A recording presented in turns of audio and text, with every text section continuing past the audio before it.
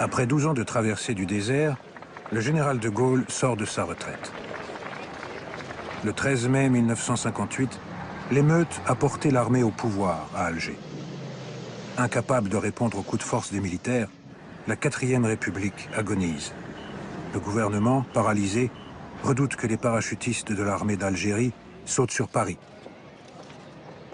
L'ermite de Colombey se propose d'être le recours contre la guerre civile qui menace.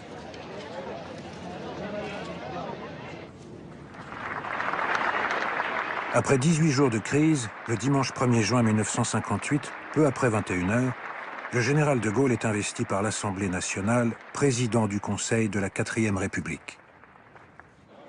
C'est le début d'un règne qui va durer 10 ans.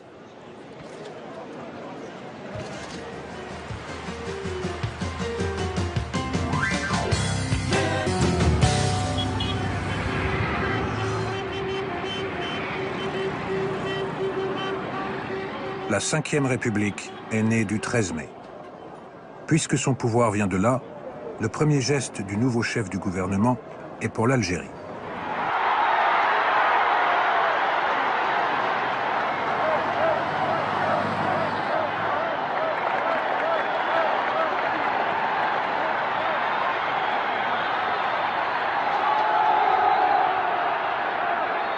Dès le 4 juin 1958, de Gaulle est à Alger où il reçoit un accueil délirant, relevant du triomphe romain.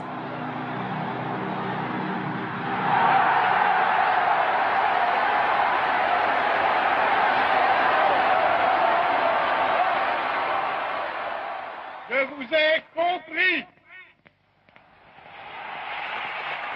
Personne n'a compris ce que de Gaulle a compris. L'ambiguïté lui sert de stratégie. Jamais, plus qu'ici et plus que ce soir, je n'ai senti combien c'est beau, combien c'est grand, combien c'est généreux, la France! Pour l'heure, la priorité du général est de fonder la 5e République sur de nouvelles institutions. Une fois de plus, Français, au rendez-vous de la République et au rendez-vous de l'histoire, vous allez entendre le général de Gaulle. Le 4 septembre 1958, c'est à la foule elle-même, sans intermédiaire, que de Gaulle dévoile la nouvelle Constitution dans une grandiose mise en scène conçue par André Malraux. Le lieu choisi, la place de la République, qui appartient à l'imaginaire de la gauche, n'est pas anodin. Les contre-manifestants sont tenus à distance. C'est dans la légalité que moi-même et mon gouvernement avons assumé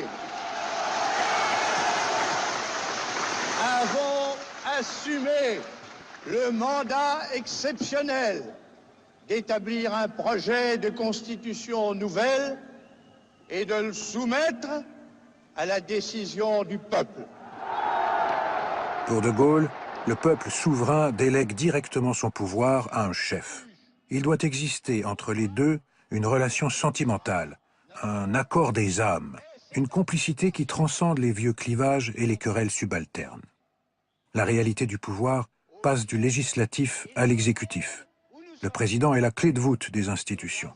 Rien ne se fait sans l'aval du chef de l'État. La Constitution de la 5e République instaure une monarchie républicaine.